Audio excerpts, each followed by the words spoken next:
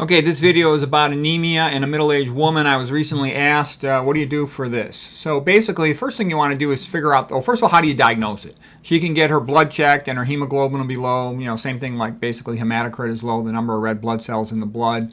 They'll be microcytic hemochromic, so they're kind of small, kind of pale. The patient will often be kind of tired. The patient's pale, decreased endurance, that sort of thing. Usually their serum ferritin will also be low. Sometimes that can be not as low as you'd expect because of inflammation. Try to determine the cause. That's important. You want to know why it's happening. Could be a medication side effect. They're taking aspirin, NSAIDs, or even stronger things, antiplatelet meds or something. Does she got fibroids? That's a common cause of anemia in a middle-aged woman, bleeding from fibroids. A lot of women have fibroids. We talked about that before, how they're exposed to so many estrogenic chemicals. You can also do a colonoscopy if you think it might be coming from the lower digestive tract. You worry about colon cancer, for example. If you think it might be coming from the upper digestive tract, you can consider doing upper endoscopy, putting a scope down the throat into the stomach and the proximal duodenum.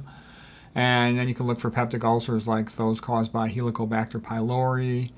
Other things it could be. These are rare, but it could be hookworms, it could be celiac disease causing malabsorption, that sort of thing. You can give the woman oral contraceptive pills to decrease her menses or even put in an IUD.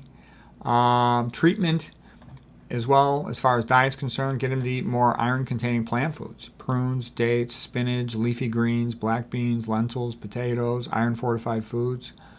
You could give them iron pills like ferrous sulfate.